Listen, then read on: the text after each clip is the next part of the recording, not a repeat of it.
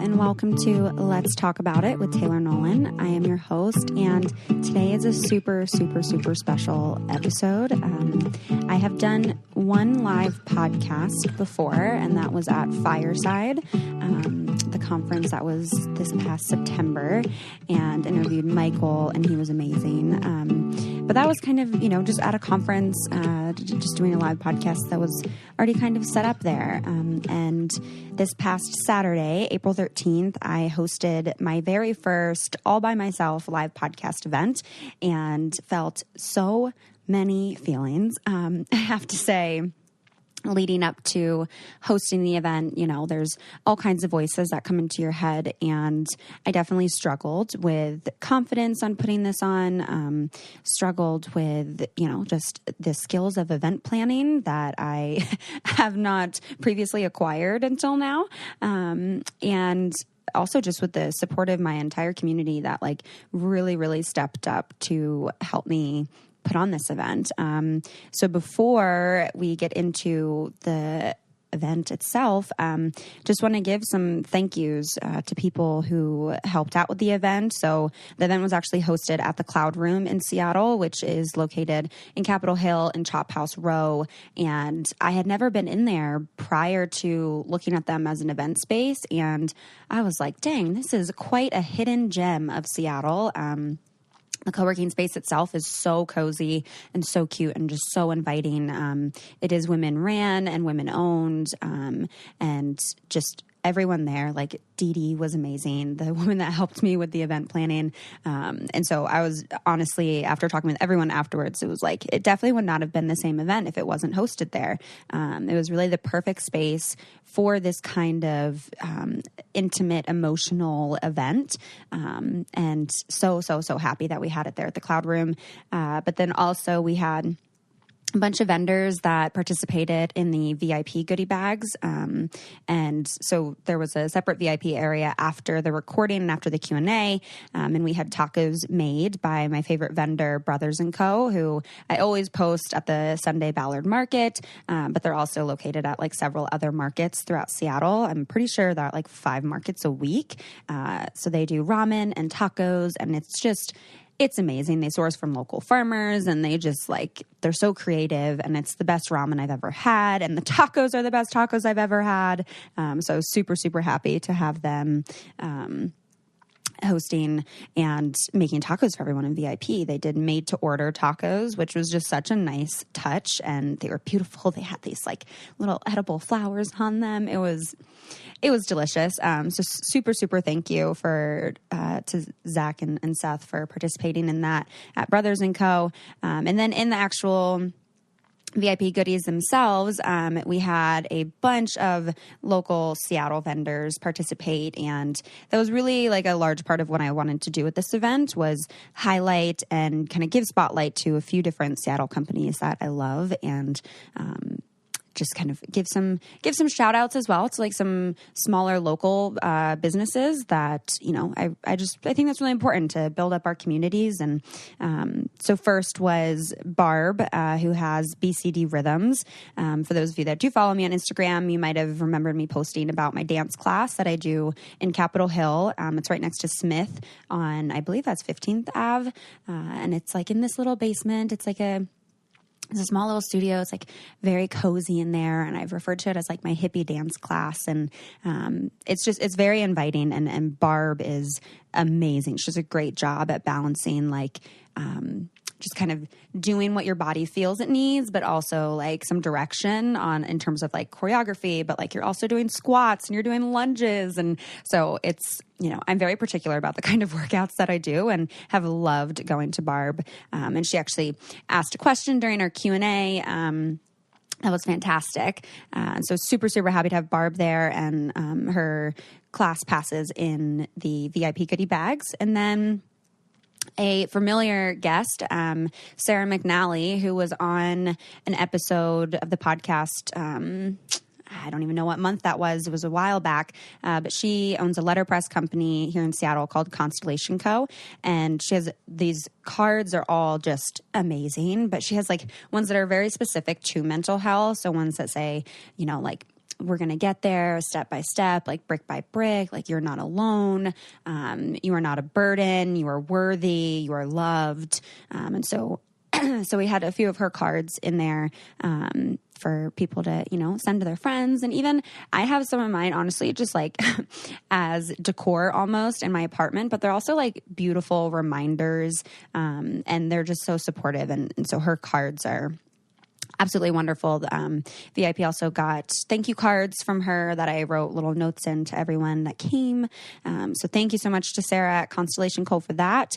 And then also another kind of workout piece. We had Seattle Pilates Collective, who it's actually the husband of Laura, who is one of our guests. It is he part owns and runs and has founded Seattle Pilates Collective. And I've been actually trying Pilates, and it's a fantastic workout. It is so my kind of workout where you're not necessarily like getting your heart rate up. You're focusing on like these small little muscles. And the instructor I've been working with, Rachel, there is absolutely wonderful and has really focused on like the fact that I had scoliosis, and I've never had anyone that I've worked with in any kind of like physical space really notice the things that she's noticed about my spine and how that's impacted my body and the way that I can move. And it's just really helped me like be more aware of where my body is at. And so I'm like super, super happy that a bunch of you guys recommended that I try Pilates, and then that I was able to get in contact with Seattle Pilates Collective, because not only is their space amazing and Laura has some of her artwork in there, but just the instructors themselves are amazing there. So there's some discounts to some of the classes in there. So super thank you to them for participating. Also Life Float, they're a salt bath company in South Lake Union. And then I believe they have other locations as well. But yeah, you go and you float and you get these, like, it's private room, and you get to just kind of relax and let your muscles relax. And these baths are filled with Epsom salts, and it's just really good for like relaxation, for some meditation. And so there's some discounted classes in there as well. And then a super wonderful woman who reached out to me, this was probably back September, maybe. I don't know. She had sent me an email, Brittany, for her candles, Glasgow candles. And it had sat in my inbox for so long, and I had started, and I was like, oh, I definitely like her candles seem really cool. And I really love that she's like, a small business here in Seattle and trying to grow.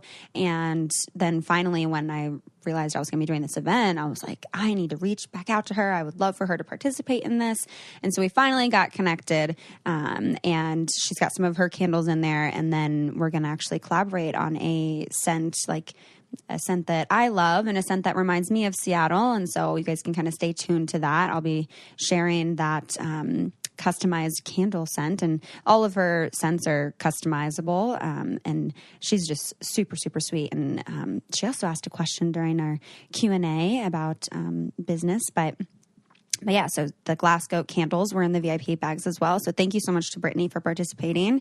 And then you guys know that I love plants so much. And I get a lot of questions about, how you go about planting, what kind of seeds do you plant? And I was super, super happy to partner with Seattle Seed Co. on this project and on this goodie bag. So VIP people got some basil, some lettuce, and then like a gift card to them as well. And they have a bunch of other products besides just seeds. But again, their seeds are wonderful, and you can purchase them online. And yeah, so super, super thank you to them. I wanted people to feel like the bag itself was almost kind of this like self-care bag that they were able to spoil themselves with and nourish themselves with. And so Seattle Seed Co. was definitely a good piece in that one as well.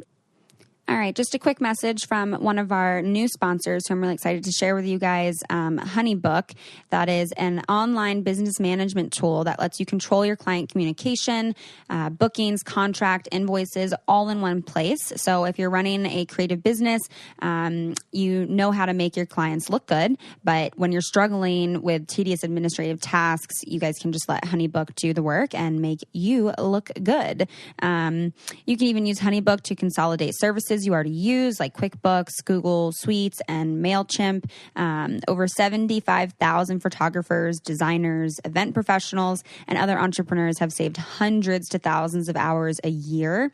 It's your business. It's just better with HoneyBook. Right now, HoneyBook is offering our listeners 50% off your first year with promo code Taylor.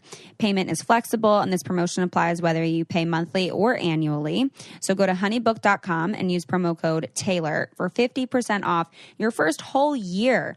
That's a long time. You can get paid faster and work smarter with honeybook.com, promo code Taylor. And now we can get back to the show. And then last but certainly not least was Dry Soda, who you guys might have seen me post about, but they are absolutely wonderful. The woman that has founded Dry is such a badass, and I look up to her so much. So most of you guys know I don't drink alcohol, and I didn't want this event to be one, it's Saturday, 2 to 4. I didn't want people to be like, sipping on cocktails and potentially going in a little bit too far because they are in their feels, which is, how we tend to kind of cope with things sometimes in our society. And I wanted it to be an event that people felt was supportive of not only their physical health, but also their mental health. So we had Dry mocktails there, and their mocktails are like super easy to just kind of enjoy on their own. They do have a sugar-free line as well, but I would say that the sugar is kind of comparable to what you would be getting anyway with a mocktail if someone's using a syrup of some kind. But yeah, we made little mocktails for everyone in general admission and VIP. And then VIP got some of their, they got a lavender mocktail drink, and they got a cucumber mocktail drink. The cucumber one was the one that we actually used to make our mocktails with. It was just the cucumber soda and then some lime and some mint, and they were delicious. And Canada Man, Fraser, my boyfriend, actually made the mocktail. So thank you to him for being the little bartender for the day. And yeah, I was super, super happy to partner with Dry on this and have them present and kind of share them more with the Seattle community, as they are also Seattle locals. So yeah, that's all the people that contributed with the goodie bags with VIP, and just so thankful that like the vision that I had came to life because the people in my community cared about the same things that I cared about and wanted to support this event. And I'm so thankful to all of those people for being a part of this. And then even my guests, Carla Marie, Les, and Laura, who you guys will hear more from in a bit. And they're just amazing. I've known these ladies for some time, and without them, this really would not have came to light. It is a little bit of a different podcast episode than I've done in the past, where, I do have more guests on this episode. So there's kind of two different segments here, but I think it worked out really well. And, everyone seemed to take something away. Everyone kind of, I think, came looking for different things. And I think everyone was able to find something in me or in one of the guests. So yeah, for this being the first live podcast that I've done, I've definitely learned a lot from it. There's definitely some things I would do differently. One of them to start off was I pressed the record button once I walked out, so I missed Morgan's introduction to me on the recording, which I'm really sad you guys don't get to hear. It was a beautiful introduction, and Morgan has been on the podcast before as a guest, and she's also a very dear friend of mine. She hosts many events with the church, with Church Home here in Seattle, and she's just amazing all around. So very, very bummed that I did not get her intro on this. So the episode will kind of just start out with me saying, okay, well, since this is a live podcast, let me make sure to press record because that would be very bad. So started off like that. But yeah, the other thing I would say that I learned is I definitely needed to have more mics, and unfortunately I just didn't have more mics. And so some of the questions for Q&A might be hard to hear. So just my apologies on that, and hopefully you can kind of really tune your ear in to be able to hear those questions. That's definitely something I will make sure in the future, if I do another event, to make sure that there's a microphone passed over to the people that are asking questions for Q&A. And the questions were really great in this event, and I think next time I would definitely like to do a longer Q&A portion, as long as people bring their questions. But yeah, we only had a certain amount of time to then go to VIP and whatnot. But yeah, I'm still trying to process the fact that this whole event even happened. So without any further ado, I will let you guys listen to my very first live podcast episode. So enjoy. Yeah, what an adventure getting here. Have definitely been feeling all of the feelings leading up to this, but it's so nice to know that you guys are all in this with me and we can all do this together. So we should probably get started, and I will introduce you guys to my first guest. We're going to do two kind of segments today. One is going to be with Carla Marie and Les, who are amazing women and I love.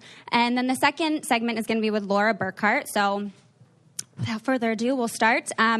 Carla Marie is a radio and podcast host. She has been a dear friend of mine since right after being on The Bachelor. She sent me an email saying that she needed to have me on her show and we needed to talk about this emotional intelligence and all of it. She is one of the hardest working women I know.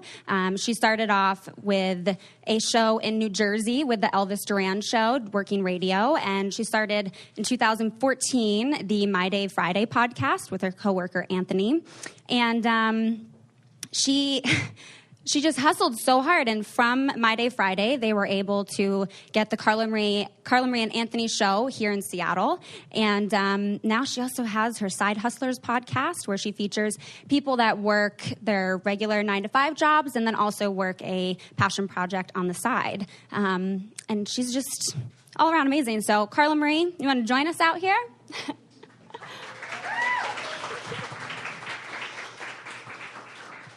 Hi, guys. Thank you.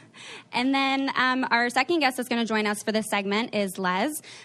She started the Balanced Berry blog back in 2014, and then she's also started the Balanced Black Girl podcast, which also has a book club. And recently she just interviewed Michelle Obama, which deserves an applause all on its own. Yes. So she's been working really hard to focus on inclusivity for women of color, specifically in the wellness space, but really in all spaces. So let's give a warm welcome for Les. Woo. Come on out.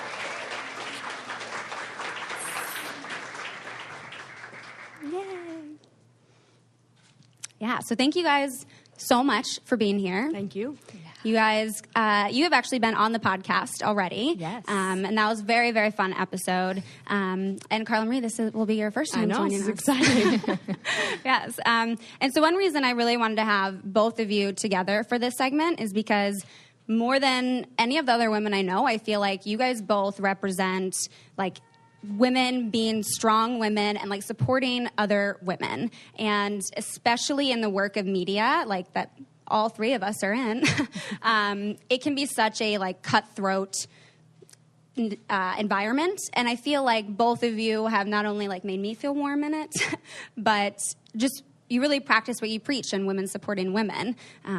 So A, thank you for that. Of course. And yeah, B, I guess if you guys could talk a little bit about how you've managed to actually practice that and not just be kind of preaching it. Yeah, I can start. So from the wonderful introduction that Taylor gave me, I started off as a fitness blogger. I started a fitness blog years ago that really revolved around me trying to have the answers to everyone else's wellness problems. And that didn't work out so well because I don't have the answers to everyone else's problems. I don't have the answers to a lot of my own problems. And when I started to shift around having conversations with bringing in different women to share their message and to share their expertise with my audience and kind of be a facilitator to introduce my audience to more women, all that did was create this beautiful community where we could all share together, where no one person needs to have all the answers to everything. I think it's exactly what you said. It is practice what you preach. Anyone can go on Instagram, Twitter, and say, I support women, but you have to do it. I don't really say it. I don't actually ever actively say the words, I support women. I just do it. Yeah. And when you said to me, hey, I want to have you on this podcast because you really support women, I was like, I do. Yeah, you're right. I do that. So I think it's just being there. And if I'm going to post on Instagram or Twitter or whatever it may be, or have you on my podcast where I do have men and women, it's following up with that and really believing in someone and being there for them and championing them and not just using a hashtag. Yeah. Yeah. And you, specifically working in radio, I mean, that's like a very male-dominated field. A little bit. Yeah. Yeah, my entrance into radio, though, was with Elvis Duran in the morning show, which the theme of that show was women win, because Elvis's show was trying to counter the Howard Sterns of the world, which we all know Howard Stern is very talented, but I don't relate to many of the things Howard Stern says. So being on this show that was historic in New York and all over America was amazing, and to be a woman on a show where women win was great. And I had a great role model at that show who taught me it's okay to work with other women.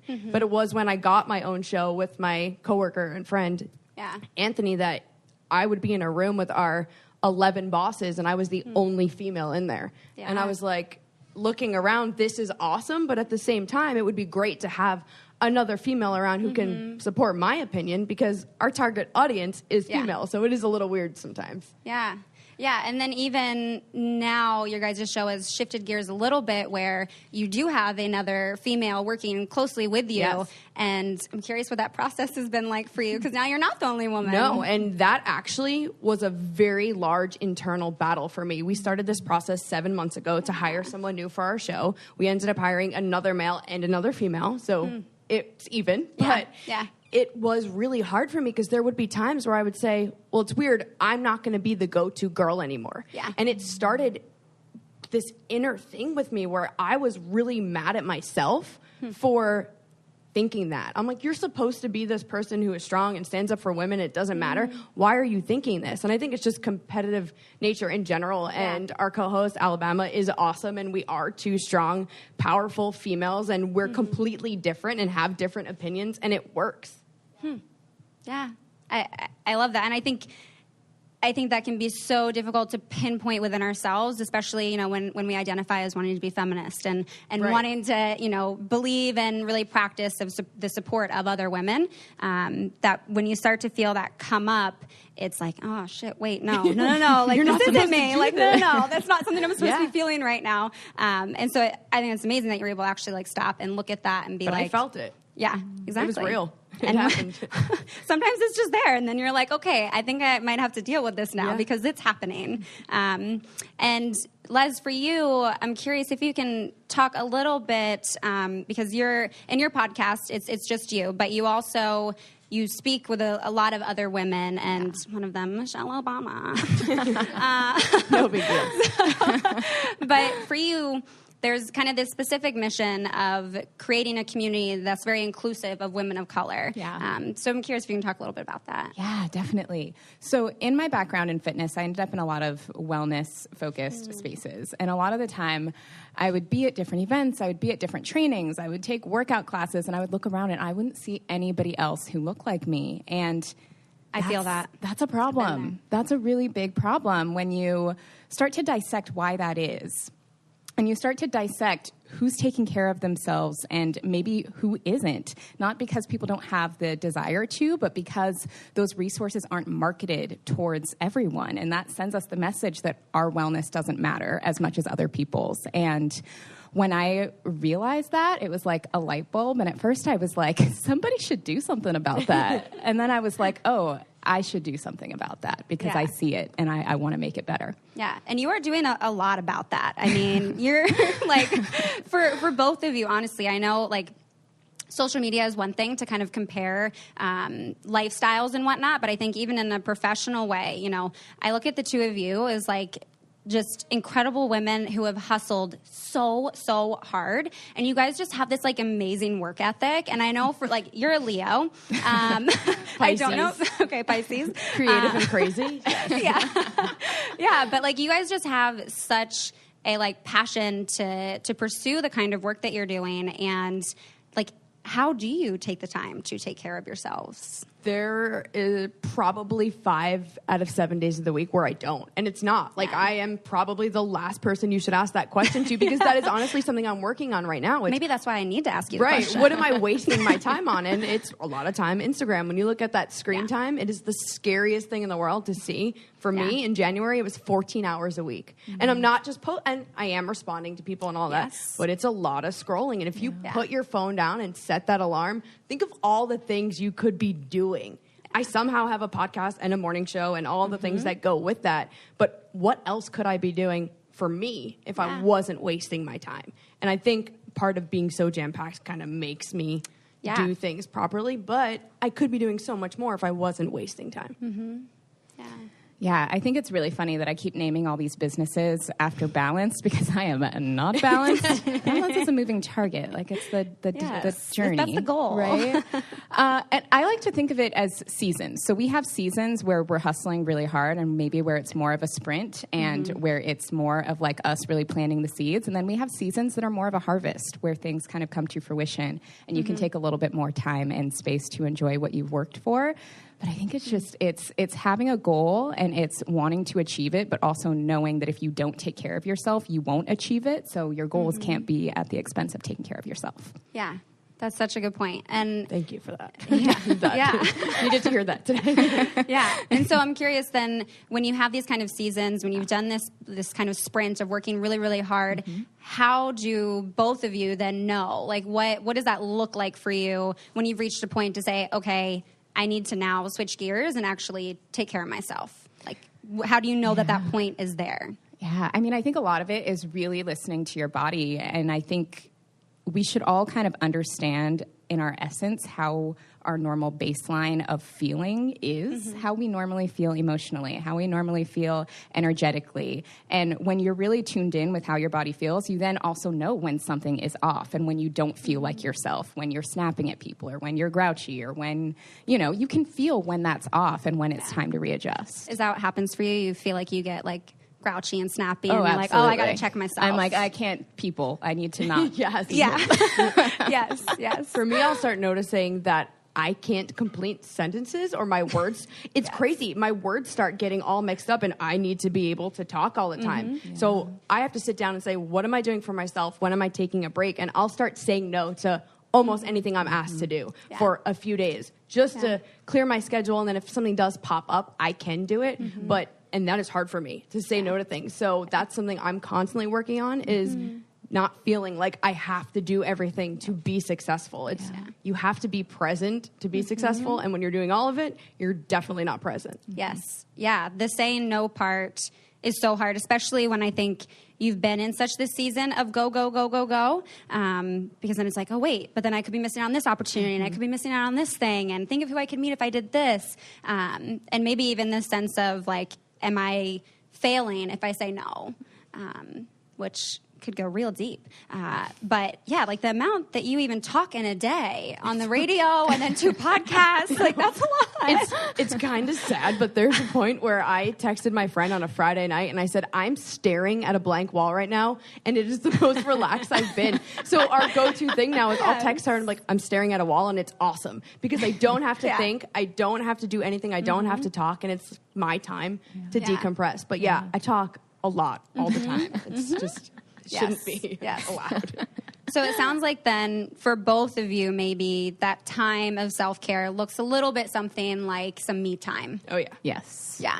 Hikes are great. Hikes are definitely like a way to still be active, but also just get away from everything, get away from the talking, the social media. A lot of times you don't have service on hikes, so you don't feel the need to take your phone out. You can take all the pictures you want to post on your way home, but while you're out there, it's a great time to decompress. So, hiking is my go-to. Yeah. I just love alone time, quiet time, any time where I just have nothing on the schedule and I can decide how to spend my time instead of feeling obligated to do different things in different places, journaling, meditating, reading.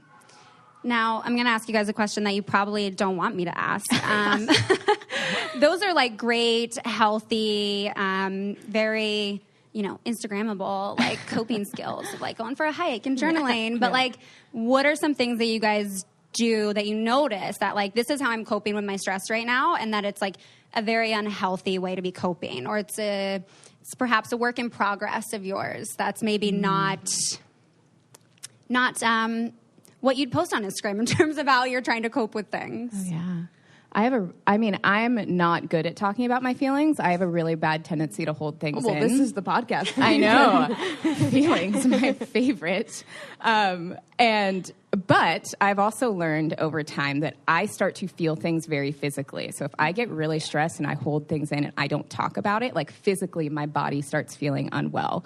So I started forcing myself to talk about my feelings more. Therapy is one of those things that I regularly go to therapy, and it's not like super pretty, but it has been so necessary just to get me to open up more. Mm-hmm.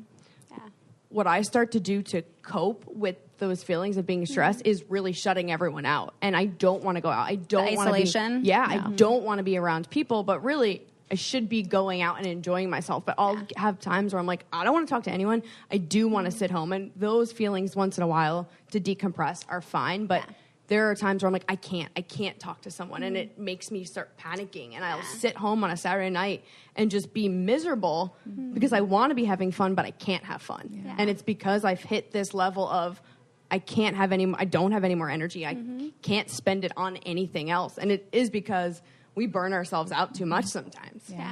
Yeah, I think there's a fine line. There's a balance to the me time and that becoming a sort of isolation period, because we are by nature social beings, but we also only have, a certain amount of energy sometimes that we can give to other people, and making sure that those interactions that you are having with other people are actually filling your cup up a little bit, because especially like when you're working and you're hustling at something, you're just kind of giving everything. And so, there's definitely a balance to that. Well, I think there's also a distinction between taking time for yourself and shutting people out. Yes. They're very different, and it can be easy to shut people out and pretend like you're just taking time for yourself, and it's important to understand the difference. Very, very. Yeah, and I'm really happy, too, that you brought up going to therapy. I mean, this is every episode, I'm like, so have you been to therapy? Like, do you like therapy?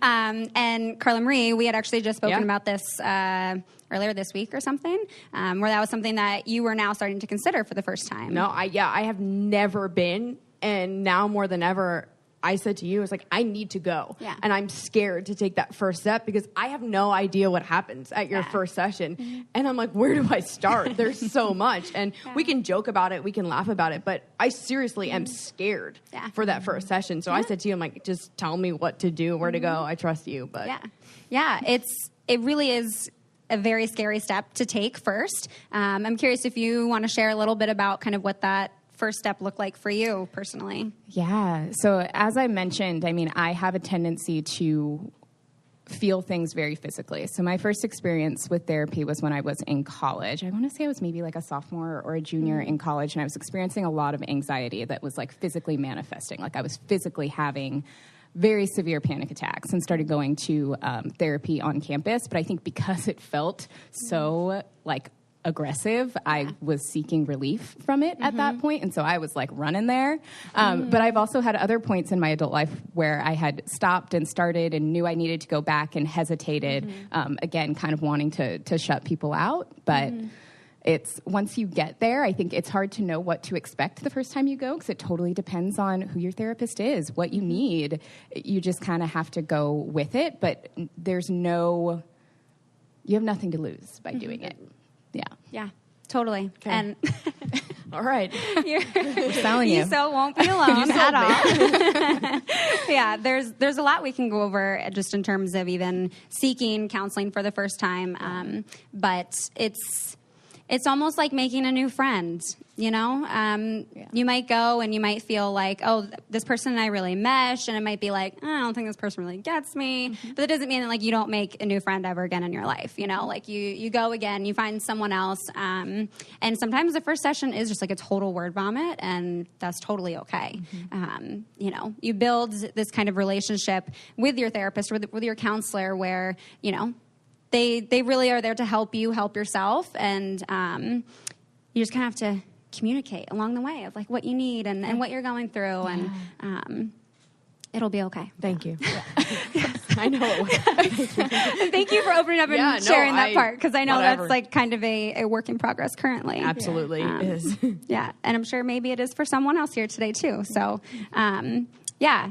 Thank you guys so much. I mean, spoke a little bit about like some of the business aspect, which is one thing I really look up to the two of you for a lot. And even just your support in doing something like this. I mean, I don't know why, but I think I always almost unconsciously like prepare myself for a sense of judgment anytime I'm doing something that's a little bit vulnerable or that's a little bit outside of my comfort zone, to be like, hey, I think I'm going to do an event, of someone to just, be like, oh, why would you do that? But the two of you were just so supportive in that. And it like honestly warms my heart so much. And I'm so glad to have you guys like in Seattle as friends, as like mentors almost in a way.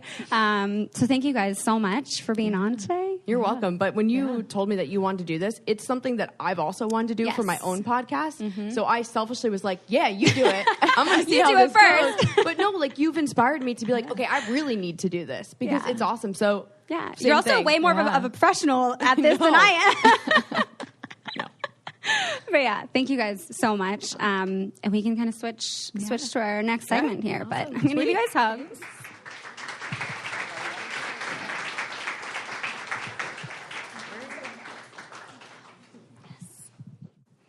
All right, a quick message from our sponsors here before we move forward. Just want to let you guys know that I have absolutely loved using Grove, and now that it is springtime, they are ones you should be definitely checking out. This is an offer that is going to be quite wonderful for us during this time of spring and cleaning, wanting to make sure that the cleaning products that you're using in your home are going to be healthy, safe, affordable, accessible, non-toxic. So Grove really makes it easy to shop for products that are going to be safe for your home and actually safe for the planet as well. So they deliver brands that you love, like Mrs. Meyer's and Seventh Generation and Burt's Bees, who are all some of my favorite companies, right to your doorstep. It makes it super easy. Right now you can try Grove before this exclusive spring offer runs out. For a limited time, my listeners get a 3-piece cleaning set from Mrs. Meyer's Spring Scents, a free 60-day VIP membership, and a surprise little bonus gift just for you when you sign up and place an order of $20 or more. Check out Grove and our special offer at grove.co/Taylor. That's grove.co, not .com/Taylor. Again, grove.co, not .com/Taylor. So make sure to check them out and we can get back to the show. All right. These chairs. Very comfy, but I feel like a swing almost getting in them. So for our second segment here, we're going to go a little bit more in depth with some of our feelings and talk about some things that might make us feel a little bit more uncomfortable. So I want to introduce Laura Burkhart. She's an artist. She's a designer. She's a maker here in Seattle. She's born and raised in the Pacific Northwest. And we met, actually. I did a, I don't even know what you call it. I'm blanking on words right now. I had a project, on a houseboat, and the houseboat next to me was featured on this show, Stay Here, and it was on Netflix. And the door on that houseboat was the cutest thing. Carla Marie actually came on the houseboat with me and had posted the door on our Instagrams as well. And someone had commented and was like, "Oh, that's Laura Burkhart's door." And I was like, "Oh, who was this?" And she's super, super sweet. And I went to one of her paint classes. She hosts these paint workshops, and she does all kinds of amazing artwork.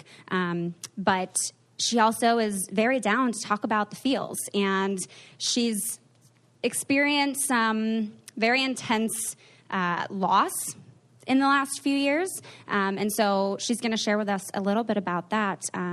So Laura, you want to come on out here, girl?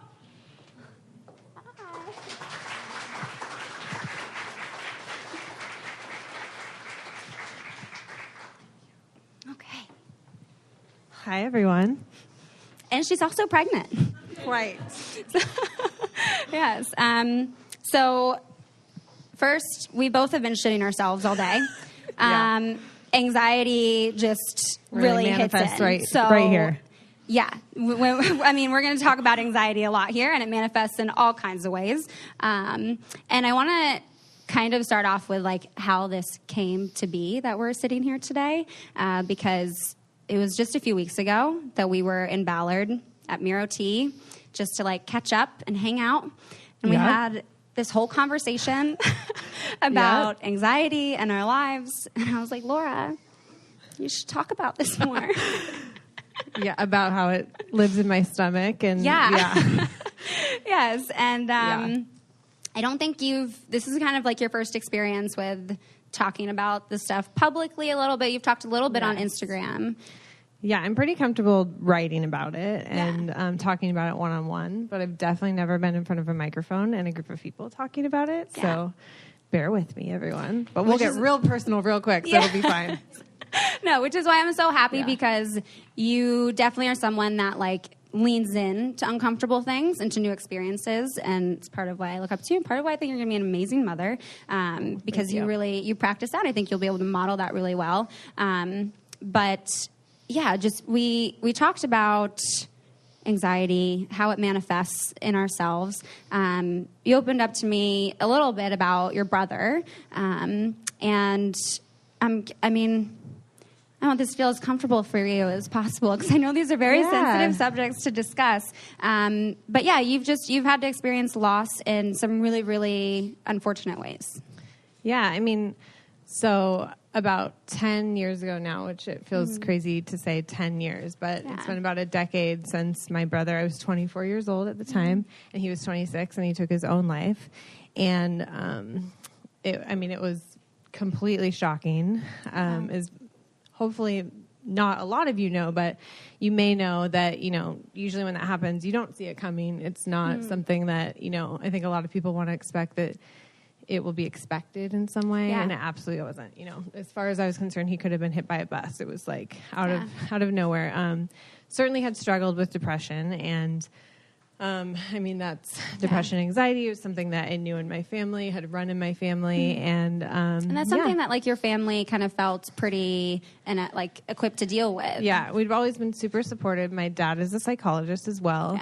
I always knew, like, as far as therapy, I know you guys were talking about therapy. I knew at a very young age, it was always there. It was always available. I could always go, to the point where I was like, no, I'm good. I'm good.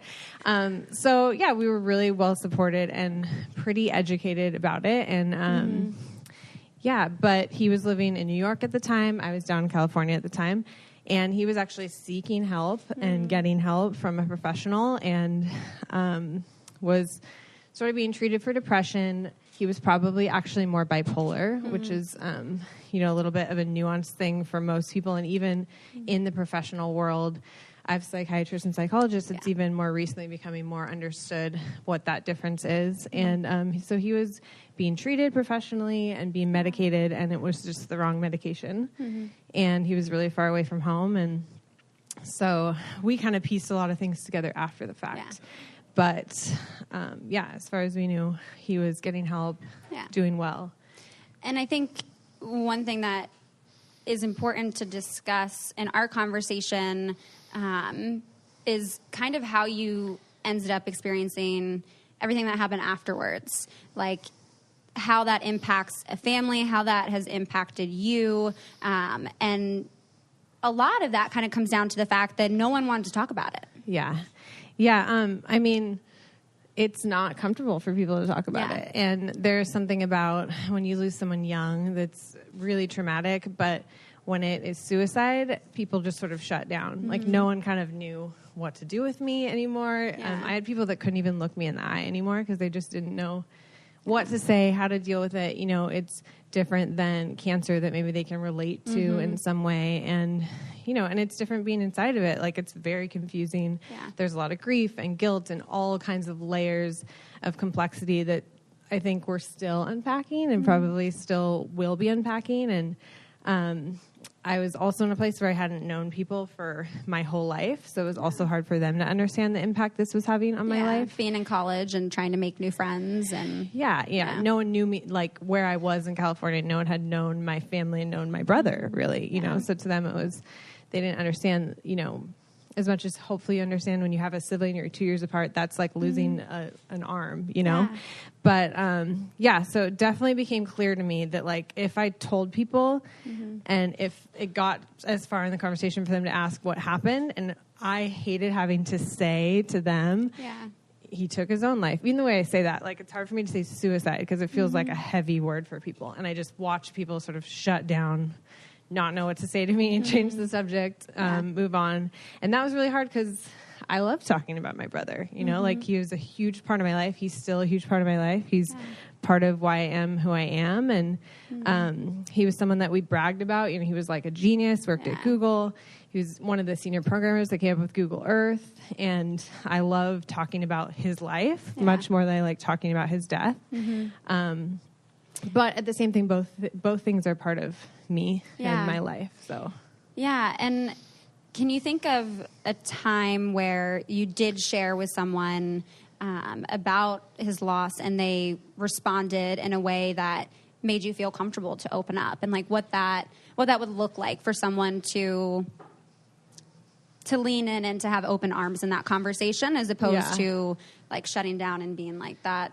I don't know how to talk about suicide. That makes me uncomfortable. Yeah. Well, I think one thing that's really helpful is sort of people understanding that, and I think this maybe applies to every sort of loss, that healing from a loss of a loved one is an ongoing and probably forever process. Yeah. It's not like you're over it and it will get better. Yeah. Like parts of coping with it get better, but it doesn't get better, you know? Yeah. So I think the second someone can allow you the space to just like have the feelings and feel it, and even know that 5 years later, you're still feeling it, and that one day randomly you might wake up and feel it 10 times more than the day before for whatever reason, and to not be shocked by that and to know that it's a constant process. I think that's been really helpful for me. It's just, you know, people that allow you honestly to be an open wound, because you are when you experience something like that, and to just not be uncomfortable with the fact that you're still feeling so much because maybe they've moved on or have wanted to move on. Yeah. And that the healing really is going to be like a lifetime experience, because that person was such a big part of your life. And I think it's important, like you said, to understand that is going to be an open wound, and that some days it might not be, but other days it will be. Yeah. And that will be 5 years down the road. That will be 10 years down the road. And I think making sure that you do have those people in your life that you can openly communicate with and you can share that kind of a safe space with really helps with some of that healing, because it's always going to be a process. And I guess I'm curious for you if you can share a little bit of like how you do practice healing that. Like how you do cope with yourself when you feel like that grief is coming up, and how you maybe let it be. Well, I think the biggest thing is to actually face it and feel it, because certainly the thing that is the worst is to pretend like it's not there and not deal with it. And, you know, I would say the first couple years I was in shock, and, you know, I was sort of taking care of my parents who were dealing with it in totally different ways, and in a situation where I learned really quickly that to not talk about it was better for everyone else. So that manifested in anxiety, insomnia, all these other things that I'd never experienced before in my life. But all of a sudden I was sort of shutting something down, and it was, of course, coming out another way. So I think, and sometimes it happens every once in a while, I'll just like break down and be like, what's going on? Or I'll feel really anxious. And I'm like, oh, I haven't like let myself feel it in a while. And so sometimes it just helps to like cry, have a good cry. I personally write in my journal, and sometimes directly to my brother. And that helps me in some ways. And just being able to talk about it, I think, and talk about him openly, and just like who he was in his life more so is always helpful. Yeah, I really like the idea of writing to him directly. I think that could be super healing. Yeah, and sometimes it's like, hey, I know you would hate that I'm doing this. You know, he would maybe call me woo-woo, and the idea of that, like, I'm writing to him for him would be like, he would shake his head at me if he was alive. So even sometimes that's the conversation in my journal. It's just like, I know you think this is silly, but it's my process, and it's what I'm going through. So I'm curious if you're comfortable, as we talk about this kind of loss and how you've coped with that. You also experienced a different kind of loss last year that you've shared a little bit about on Instagram. So if you're comfortable sharing a little bit about that story. Yeah, I mean, so as you can see, I'm 5 months pregnant now, but last year I lost a pregnancy at about 4 months. So I was in my second trimester, and miscarriage is another thing that even though all of a sudden when you do say it, so many women have experienced it multiple times, but no one is talking about it. Yeah. And even in our first conversation, we didn't even end up talking about it. Yeah. I think partially in my head, I knew I was like, we're going to talk about this here because this will be very important for other people to hear. Yeah. But yeah, that even wasn't something that we even got to. Yeah. It's even as a woman who has known other women who have had miscarriages, when I was in it, didn't even understand what I was going through, what I was about to go through. Even as the doctors were telling me what was happening, I didn't know like that then there were steps to prepare for that were going to continue to be traumatic. And yeah, it's this sort of loss that you're kind of left with feeling like, I think people outside of it, even I will admit before ever being pregnant, kind of was like, oh, that must be sad, but it's like losing something you never had, which is, no, it's like, it's losing a life that was growing inside of you. And even then, I mean, you get this, I mean, I've never been pregnant. I again, probably fall a little bit in that category of just having no idea what that could feel like. And it's not a topic even that I've ever covered on the podcast before. But I mean, yeah, if I put myself in that position and I'm like, if something was even able to grow inside of me like that, and again, maybe the full life hasn't came, but in your head, you have now prepared this whole new chapter and this whole new narrative of your own identity, of what your life is going to look like, of how your family's going to change. Yeah. And then you lose all of it. Yeah. And I mean, it definitely shifts things into very clear view very quickly. I think just being pregnant and, you know, I think when you lose a life inside of you or a life isn't viable inside of you, you take a pretty hard, long look at your own life. And it's hard not to just see everything in such a different way because all of a sudden it was just about, you know, this being such an important thing, and I lost that, and I was kind of in zero fucks mode for a while. Quit my job immediately after that, and it felt really good because I couldn't control that. So it was like turning to all these things that I was like, okay, there are some things in my life I do need to change. I can control a little bit, and I'm going to take charge. And like, just another reminder, like life is short, and you know, you got to be doing what you love, and you've got to. And now when you say you quit your job, because also kind of like our other guests we had up here, you also hustle so hard and like are just such a badass, like in your shop with your overalls and with your like wood cutter thing. I don't know what they are. Yeah, the hope is the baby will be able to sleep through anything because the chop saw is like so close to the belly right now. Yeah, like I mean, just with this whole tool shed and just I look at some of these pictures of you and I'm just like, such a badass, such a badass. But when you say quit your job, you were doing something else, and then all of this still. Yes. I was side hustling it for pretty much as long as I've been sort of in and out of corporate jobs, always as an artist and a designer. So in many situations, my dream job, but for a corporation, and then always side hustling like all night and every weekend, my personal work, which just no matter how fulfilling that corporate job ever was, I just kept coming back to needing to do my own thing. So, I had been doing that. And actually, I will say when I got pregnant, as much as everyone else wanted to tell me that, like, I really needed a stable job with benefits to ever be able to have a kid, the second I got pregnant, I was like, oh, it's time to go. You're like, no more of this. I just knew for me that that the lifestyle I wanted once the baby came was different than the lifestyle I was living. So that became more important. So I was side hustling while pregnant, while in a 9-to-5 with a commute, and sort of preparing and figuring out how I was going to leave with the baby coming. And so when the baby didn't come, I was just like, all right, well, this is an easy decision now. And just decided to kind of change course and do my thing. And it felt like I had a lot less to lose because I had just lost that. So, just let's pull into it. Yeah. I I can very much relate to the feeling of, okay, this wasn't something I could control, and now I want to try to control the other things in my life, and maybe to try to gain a sense of confidence, of security, of some kind of, I mean, control really just gives us like comfort sometimes. Yeah. I don't, like, how do you and your husband then, because now it's kind of like the two of you are really grieving this, or had to grieve this together. And do you find this to be a somewhat similar process of loss and grief as with your brother? I will say it was really triggering. Yeah. For that. And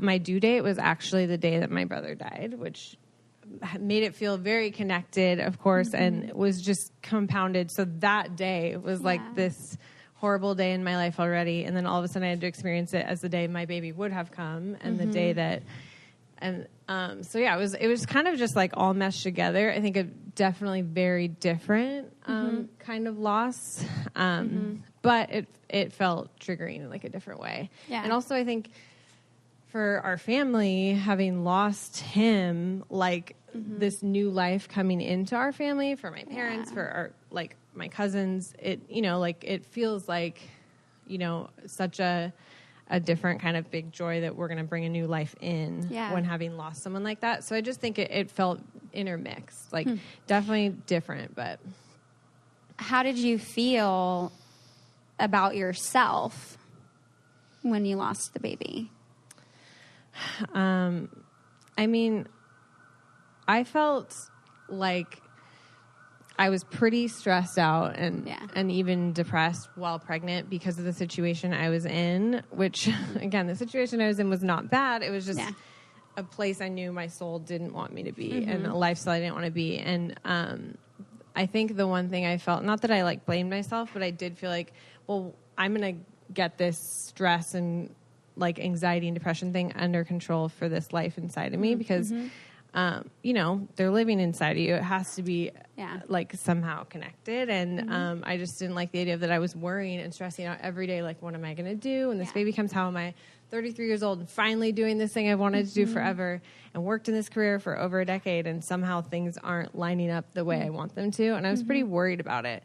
And I was worried that worry and stress would translate to the baby, you know? So I think that definitely crossed my mind. And I just knew that was something that I knew. Next time, I was like, next time I get pregnant, I'm at least going to have that all in a better, different place for me.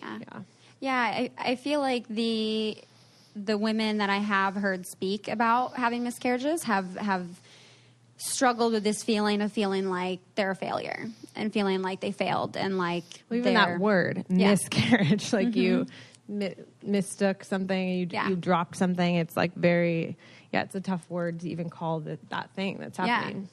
And that it's, I mean, already when you do get pregnant, I feel like you gain this whole other kind of identity, and your sense of self really transitions into something else. Not that I'm speaking from experience, but I don't know. I guess I just can't even imagine. And like, you're already like such a badass person and are like so strong. And I'm so happy for you and your husband now that you guys get to experience this together. We're so excited. I will say that grief definitely translated into this pregnancy in a way too. You know, I'm now 5 months in and feeling like I'm not that far from this baby coming, but the first 4 months, it was just all about that next appointment. You know, it was all about like the pregnancy lasting and getting a good ultrasound, and kind of, you definitely get your hopes up no matter what. But there was something about us like needing to be more cautious and not get too excited and feeling like, you know, like I'd go to an appointment and they'd go to find the heartbeat and I would just be like, I mean, so stressed. It's just like, find that heartbeat, you know, find that heartbeat. So, it's been hard to like get over that. And now all of a sudden we're like, okay, well, it seems like this is really happening. And now we got to figure it out because there's a baby coming real soon. Yeah. Yeah. Yeah. I mean, when I think of like already, you know, you're an artist, you're a hustler, that you already deal with some kind of like comparison in that way of comparing to other artists maybe. And, for sure. yes, that there's already that. And then I feel like as a woman, we experience that as well, of comparing out to other women in terms of, you know, appearance and professions and all of that stuff. But then you add on this other identity and this other role of also being a mother then, and with that experience of a miscarriage as well, and the amount of kind of comparison and where that can go. Even how you said in the first few months, you know, just worrying that all this anxiety that you were having was going to impact it. And that's where I was like, I should be like, don't beat yourself up. Don't beat yourself up.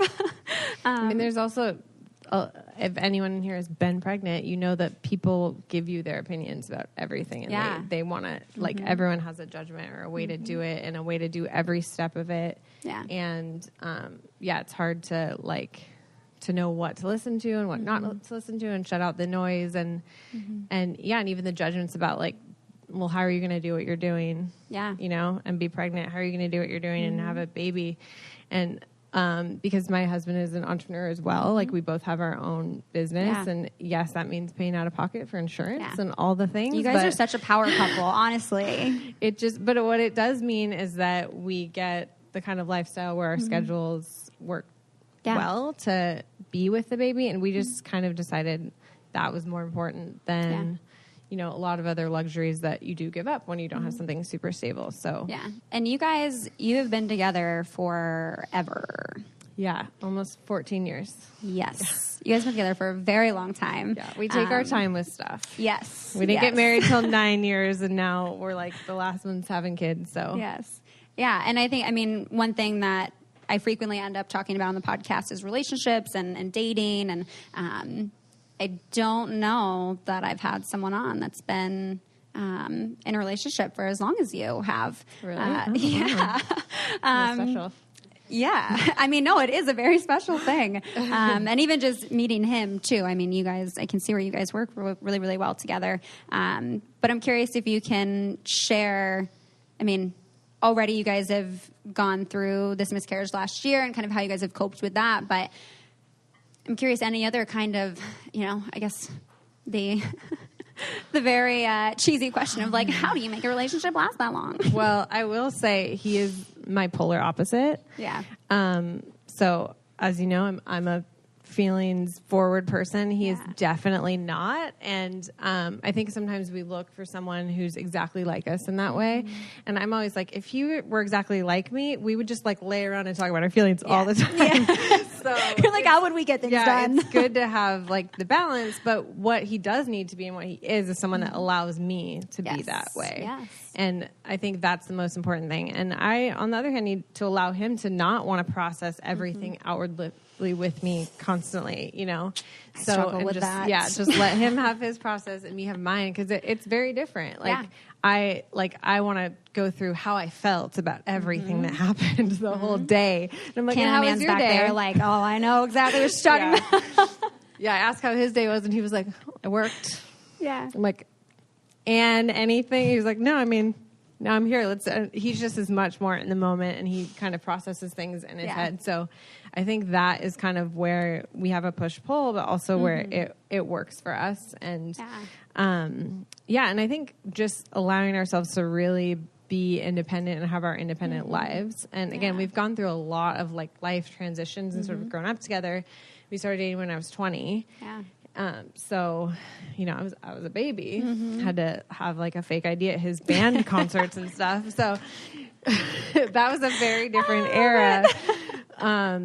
And we've sort of grown through all these different stages together. He also went through the loss of my brother with me, which I feel grateful for every single day. I feel so grateful that he got to know my brother, because explaining my brother to someone new and explaining that whole process. So he just knows me and my family really well, and he just knows how to support and be there for us. But also we really know how to let each other be our own people and do our own thing, and that's very different usually. Like for me, that's going out with friends and spending time with other people. And for him, that's like letting him have a night like alone, headphones in, doing his thing, hanging out with the dog. He's definitely an introvert and I'm an extrovert, and just like that compromise and knowing that he doesn't need to come out with me all the time. He doesn't need to be as social as me. That's okay.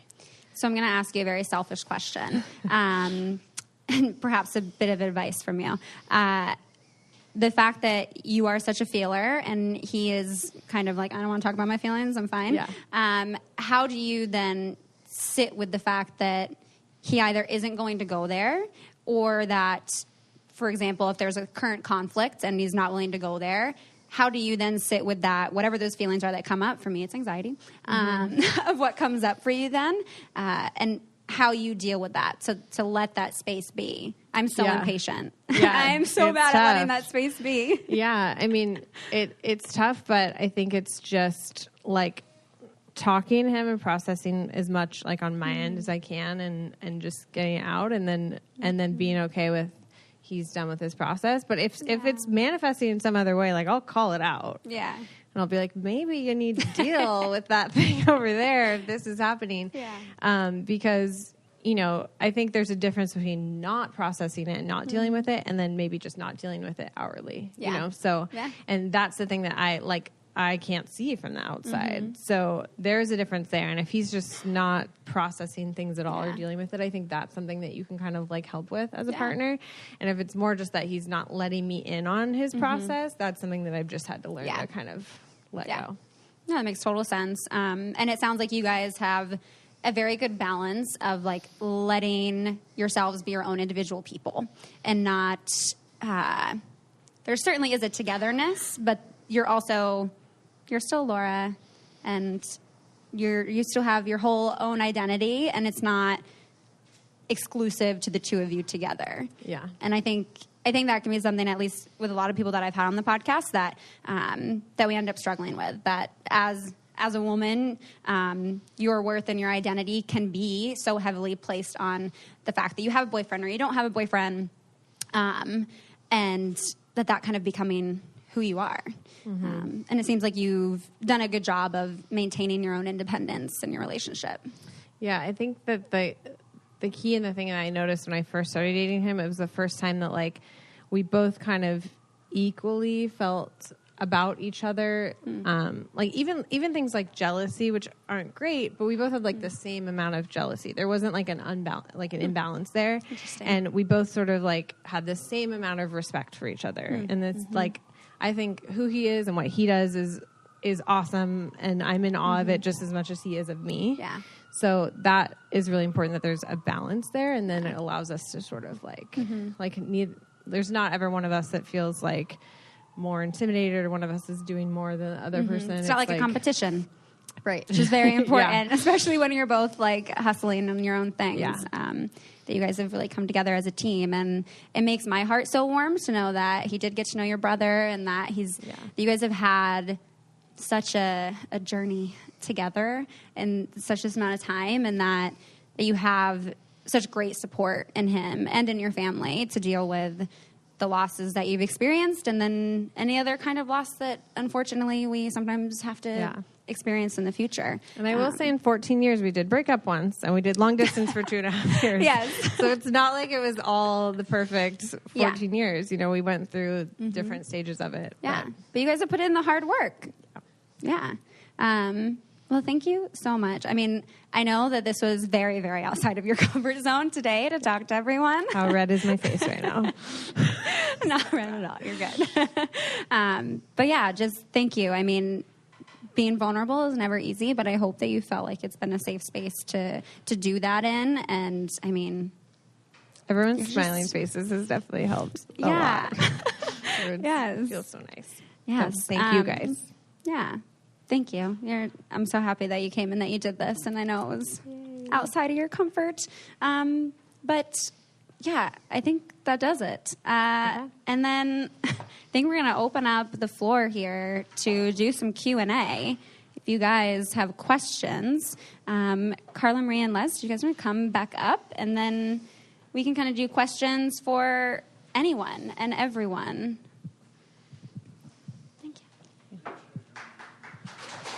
Thank you.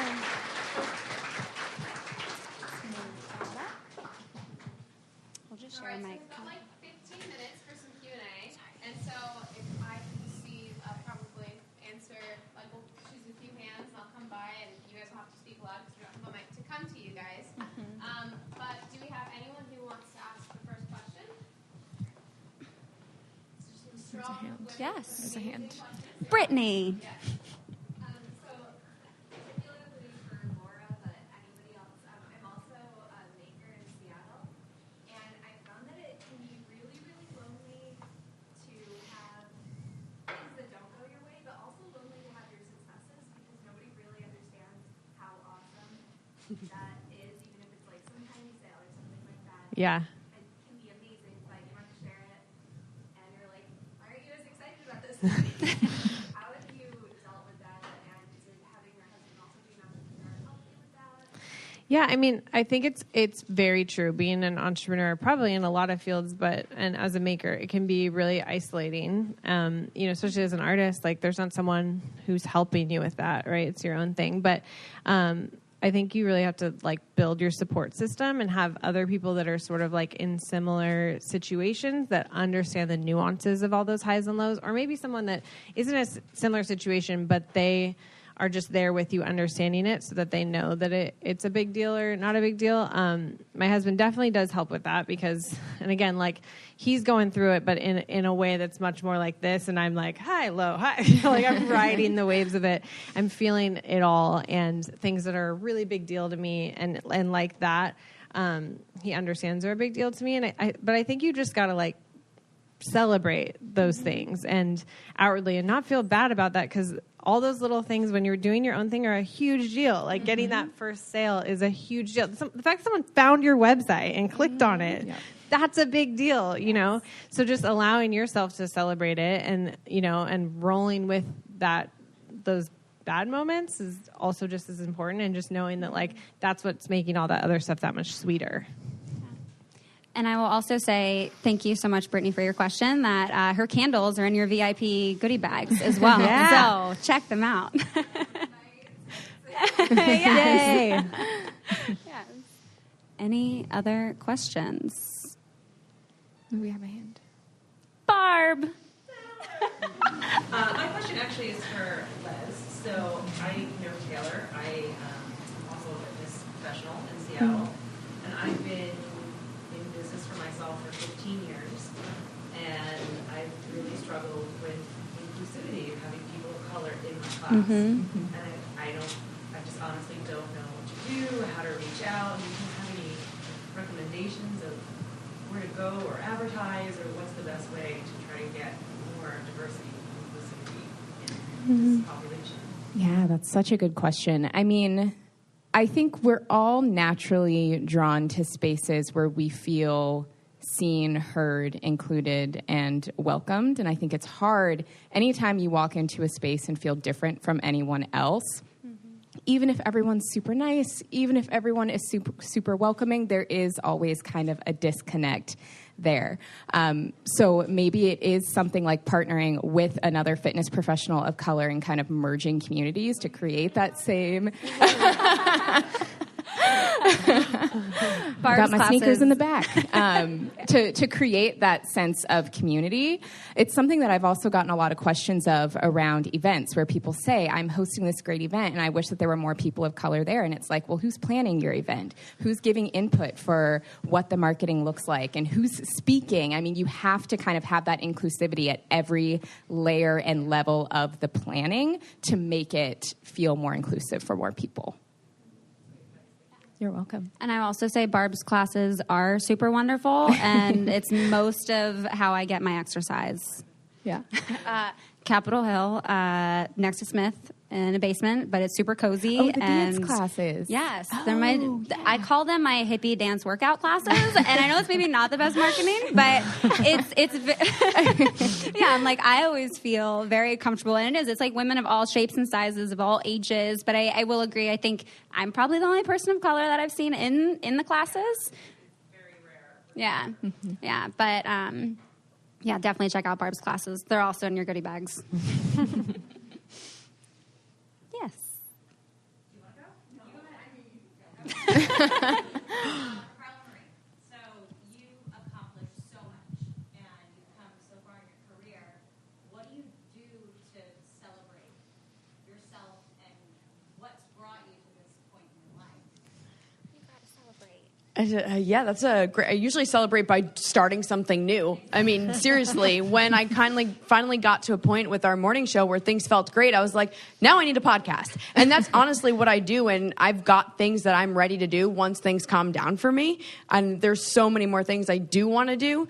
But how I got to this point, I've always wanted to do radio since I was a kid. So it's just, that's all I've ever thought. I really have never thought of anything else. So now this world of, I can do more things because I have this career is crazy to me. And I don't think about it like I need to celebrate. For me, it's just, I need to work more, which I probably should think, okay, I need to celebrate. Yeah, I should. Small things like Laura's. Exactly. But for me, it's more, okay, how do I get more people involved?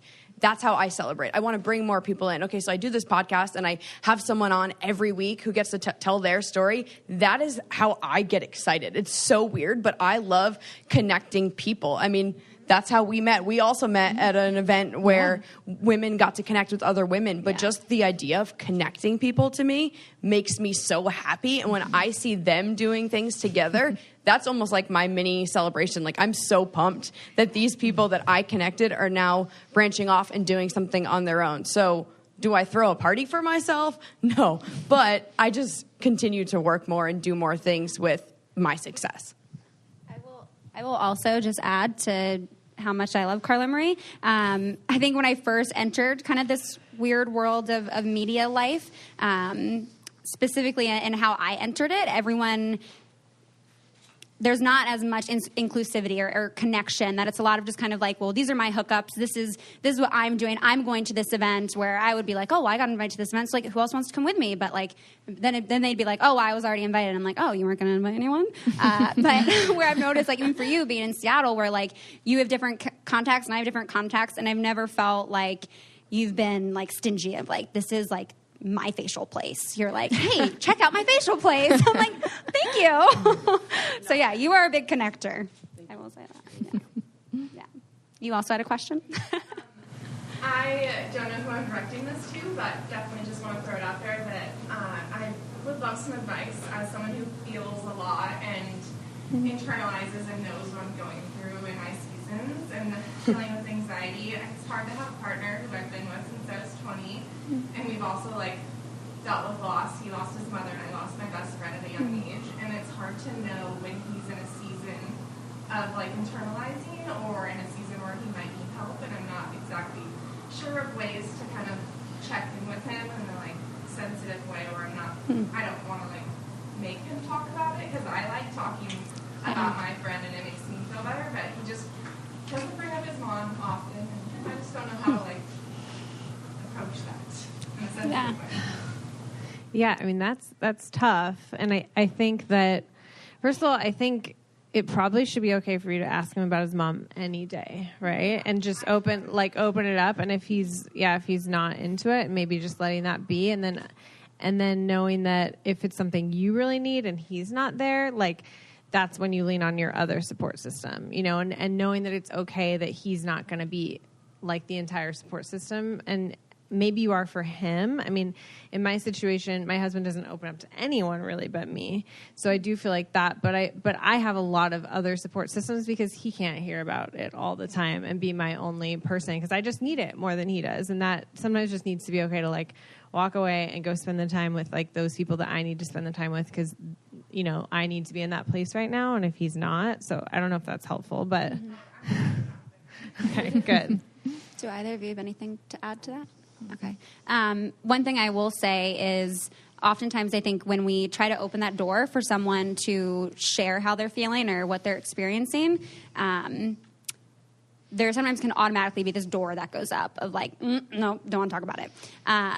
And I think sometimes it can be important to go like a step below what we're asking them and really actually just express what our intention is of, I want to make sure you're okay. Or, I really care about you, and I want you to know that I'm here for you if you do want to talk about it. Or if you want to go for a run to express it. Or if you want to throw things at a wall or whatever you need to express that. If you want me to be a part of that with you, I would love to. Being direct and not passive is definitely something I'm working on. Yeah. Thank you. Yeah, you're welcome. It's a hard thing to do. Yeah. So I am also in business newly, and so with social media right now, it's definitely hard to get things started.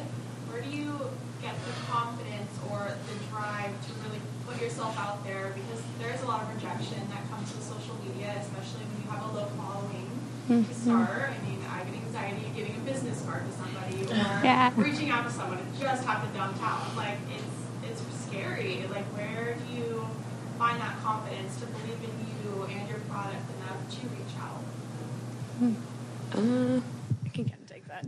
Well, first thing I was going to say is, I know you told me I can curse, was going to say, fuck them. Seriously. Yeah. I'm not kidding. You cannot, if someone hates something you're doing, that's their problem, not yours. If you're not hurting someone or being mean, then if they don't like whatever your business is, what is it, by the way?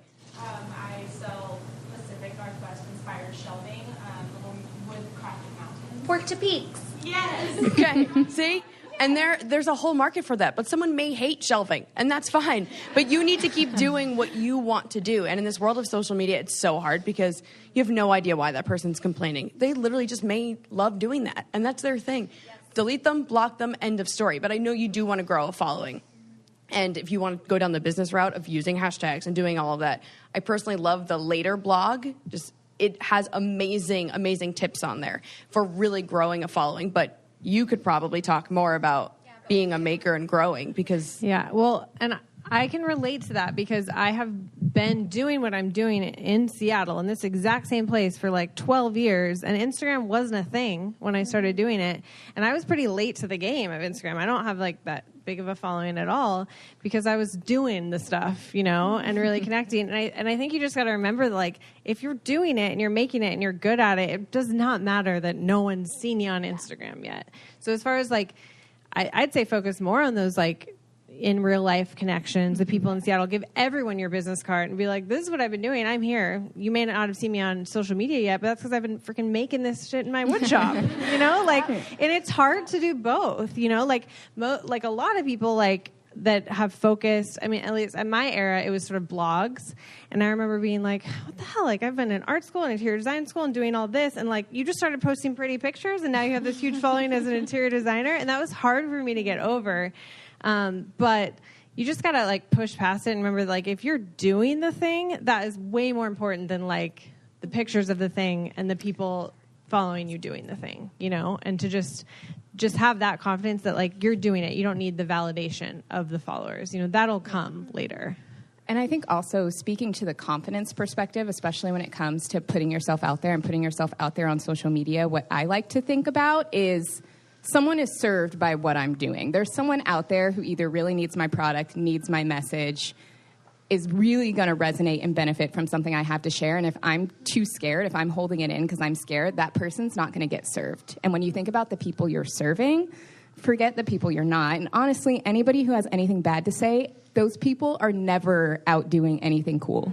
Like, anyone who's successful, who has a business, who's doing something cool, isn't talking bad about what other people are doing. It's always those people sitting at home on their couch trolling. So think about the people you really want to serve and who's really going to benefit from your message, and that will give you the confidence to pursue it. And I'd also say just one more thing to add to that is I think we do get kind of focused on like that number and more people, and then you forget about who is already there supporting you. Yeah. And like maybe just speaking directly to those people, and whether it's 5 or 5,000, like who cares? Because those people are here, they're watching you, they're here for it. So that's who you're talking to, and like they'll tell more people about it. It will grow organically at some point, and you can do all the other things, that business-wise you need to get there. But like focus on who is there maybe more, and that just might be like for your own confidence help. Like, well, wait, I might wish that number was higher, but these people are like here for it and are supporting it and have bought the product or looking at the product, and that's pretty cool. It's awesome. Yeah, and I'll also add, while business-wise the numbers can be a really good thing, to also be very cautious because it can become a really slippery slope of that number becoming your worth, and whether that's your weight or your Instagram following, that does not determine your worth or your quality or your value. So I think that's really important to remember when you are trying to build some kind of a following. And I'm sure all of you can also relate to that. And yeah, that's all I would say. Mm-hmm. Yeah. So obviously, all of you guys are very successful women, and I'm sure that you've dealt with a lot of failure as well. So how did you overcome those failures to like get to the level that you're at? I have plenty of failures I can talk about. Well, I deal with a failure every week and then like a success every week, and it's just a constant back and forth. And I think the biggest success is not letting those failures like stop you, because if you're like getting rejected and you're like, well, this is not what I'm supposed to be doing. Well, maybe it's not what you're supposed to be doing. But if you know in your heart and soul that's what you're supposed to be doing, like you just got to push past those failures and just weight them less than the successes, you know? I mean, I personally, I've been painting, for example, forever as one of my mediums, and this October got very rejected in a horrible way. Like literally hung my work on a wall and was like, it's not a good fit, and had to take it all back down, load it back into my car, and go away. And it was a show I was supposed to have for the next like 3 months. It was devastating. And I was like, I'm never going to paint again. And I was like, I don't even know why I'm doing this. And I had to be reminded, like, that's one asshole. I yelled at you. Yeah. But like, Gotta have friends to keep you in check. Yeah. I mean, the failures suck, but it's like everyone's experiencing them at every single level. Like, and you just gotta push right past them and like feel them and go, okay, that was rough.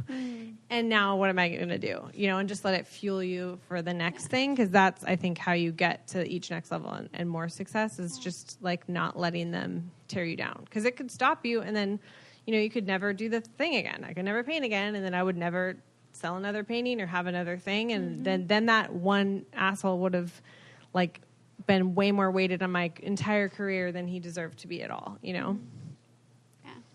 I'm trying to think for you, and I'm like, you just interviewed Michelle Obama, so like, oh my God, there's no way you have any failures. Oh my God, I fail like, all what? the time. Last year, I tried to go full time in entrepreneurship in my fitness business, and it failed, and I had to go get a job. Talk about humbling! Like that was the most humbling experience of my life, and it was a complete failure. And I felt like a complete failure, and I still feel like a complete failure from that experience.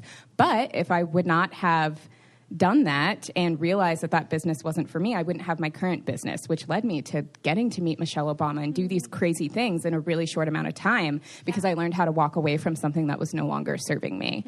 But I think that everyone fails all the time. Like the people that you think are successful are still struggling with something and are maybe even failing at a higher level, have more to lose. So I think you just have to determine what success looks like for yourself and just keep going with it, knowing that no failure is permanent. Yeah. I have something to kind of tag on to that question-wise. Yeah. I think that fear, I think everyone in this room agrees that we're all like looking to dig deeper into our emotions, or we're looking to dig deeper into our true identity so we can truly become and go where we want to go. But the thing that stops all of us in that is fear. And so I would love to hear from you women, what are tactical, practical ways you walk through that fear? Because I think that fear is what holds a lot of us back. I wanted to say all of that. I think so my industry is obviously very different. I have to be me on the air. So I'm judged for literally being myself every day. It's not an Excel spreadsheet that I messed up. It's you said this word and you had this feeling. Maybe you shouldn't have done that, but I did, and it's probably connected with someone. But I always go back to what actually Anthony, my co-host, says is no one can be a better you than you. And it's so true. It's like Laura being Laura.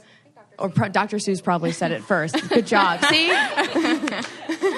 But he says that to me all the time to remind myself to continue to say what I want to say on the air because no one else is going to be able to compete with me if I'm being me. Same thing with you. We're completely different. We're completely different. So there shouldn't be a fear when you're being yourself. If someone doesn't agree with you, then that's fine. But you're being you, and you should never take a step back and have to say, oh, I shouldn't have done that. But that's my opinion. If I did something I didn't believe in, and then someone gave me crap for it, that's when you should have that fear. But if you're being you, you shouldn't have that fear at all.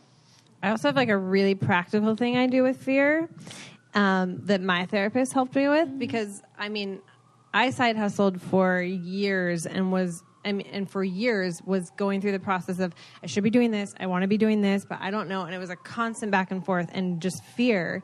And what I would do, and what I say to people still, is like, well, let's like go down the path. What is worst case scenario? For most of us, worst case scenario is still not that bad.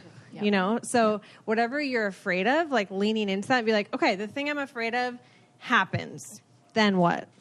Then you get a job, right? Like you're not homeless on the street. If what you're afraid of is, for me, it was like leaping and doing my own thing. And I was afraid of failing at that. And I was like, yeah, what is the worst case scenario? The worst case scenario is I go get another job. Is that the end of the world? Absolutely not, you know, and just kind of like playing out your entire fear, I think can be really helpful. Like whether it's on paper or just talking someone through it and just going, oh yeah, what? Okay. It's not as scary now because even if it happened, I'd be okay. Yeah. That's a great exercise. And as you go through that, you can kind of like reality check those things too, to be like, well, is that even really, would that even really happen? And sometimes it's just all in our head. Yeah, totally. Yeah. And I think also just like looking at what it is are you truly afraid of? Like putting myself out there is super scary, but also the idea of forever being in a career or living a life that feels really inauthentic to me is even more scary. So in comparison, I'll just put myself out there and try it because, you know, you have to kind of weigh what you have to lose and what you're willing to go for. I love that. Any other questions? All right. I'm going to pass this to you now. That was absolutely amazing. Can we give it up for these ladies who absolutely just killed it?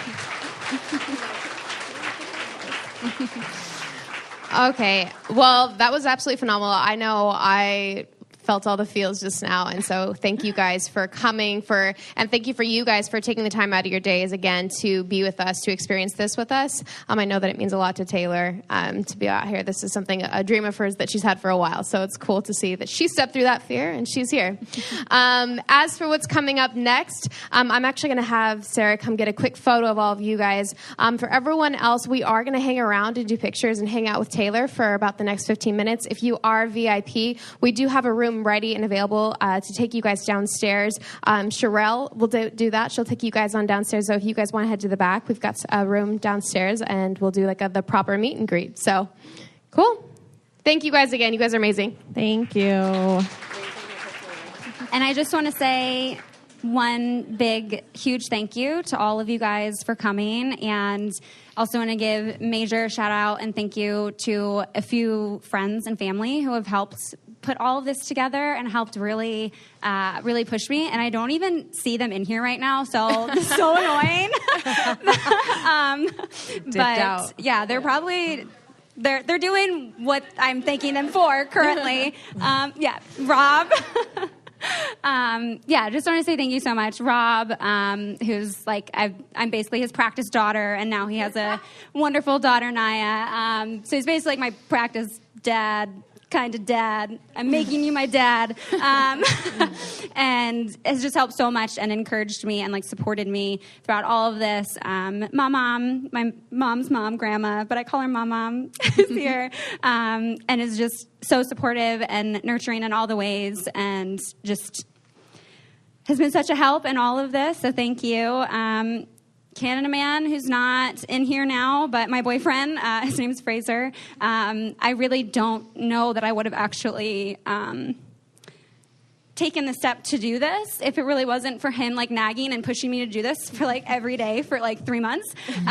So huge thank you to him for believing in me and encouraging me to do this, and also to you guys, because if you guys hadn't agreed to do this with me, I probably wouldn't be doing it. So thank you guys so much, and it really, really means a lot to me that all of you guys even came. And I know I said to myself, I was even if just 3 people want to come hang out, it'll be really great. So I really, really appreciate all of you guys being here. And thank you so much. And like Morgan said, those of you that have VIP, Sherelle and Sharika at the check-in table will show you guys how to get down there. And we'll be down in a little bit to chat some more and eat some tacos. My favorite vendor at the market is here and going to be making food for us. And he's super great. And now I'm rambling. But general mission, we can hang out for a minute. So thank you guys so much. Thank you. Thank you, Taylor.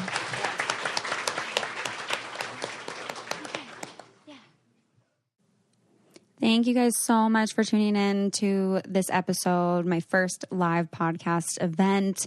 I really hope that you guys took away something from these guests and could probably hear some of the nerves in my voice as well. But it was, a very good experience to step outside of my comfort zone and put myself out there. And I'm so incredibly proud for all my guests, especially Laura, who, has never really spoken publicly and hasn't ever really spoken publicly about these very personal things that she shared. And I'm really thankful and honored to be able to provide her with that opportunity, and that she, had the strength and the courage to say yes to take this opportunity.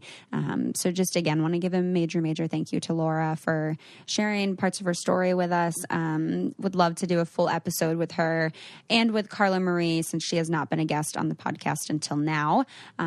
They both just have so much more they could share. And Les has been on the podcast before, so hopefully you guys can go back and listen to that episode. But yeah, the whole event, I'm just still in such awe that this all came together. I was so nervous going into this, and I'm so incredibly thankful for all of you guys who listened to the podcast and who came out. I got to say again, some of those voices they can get to you, and I did my best to fight through them, and then you guys showed up and made them all go away. So I'm so incredibly grateful to you guys who care about creating this kind of community and, talking about these kinds of things, because it's definitely not mainstream, and it's definitely not something that everyone is into. And I'm just incredibly grateful that we're able to create more of this community. So yeah, please let me know what you guys think of this episode. And, if you guys would want to see me do another live event, and any kind of constructive feedback. I'm always open to constructive feedback and, things that you guys want to see talked about and all of that. So I will do my best to get back to you guys on these things. And even if I don't get back to you, I will likely have been able to read it, and then I'm just processing it all. And, you can send all that stuff to our email at ask.letstalkaboutit@gmail.com. And always love reading your reviews on iTunes. So would love to see what you guys are liking about the show, and what you guys thought of this episode in particular, maybe in a review or just leaving a rating there. It means a lot that you guys show your support through there and take the time to do that. So thank you guys so much. And yeah, I'm so incredibly grateful for the opportunity even to be able to host this. And it meant so much to me to connect with you guys and to see you guys and just to put faces to names and, see how actually talking about this kind of stuff and how the content did impact you guys. And, I'm so much more of a face-to-face kind of a person, as I'm literally sitting in my bedroom recording this intro and outro to add on to this episode. It does make such a huge difference when you're able to have that face-to-face interaction. And I'm so happy that we were able to meet and do this live podcast event, and potentially some workshops in the future or meetups in the future, because it made such a difference, and community is so important. And, I think I'm more realizing now the opportunity that I have to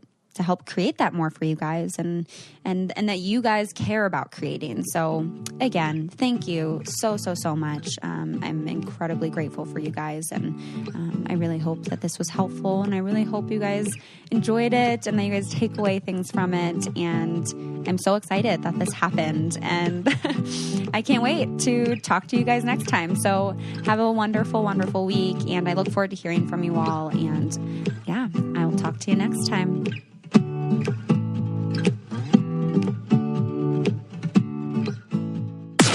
This podcast is brought to you by Wave Podcast Network. Check out all of our shows, including the Brain Candy Podcast, I Don't Get It, Coffee Convos, and Let's Talk About It.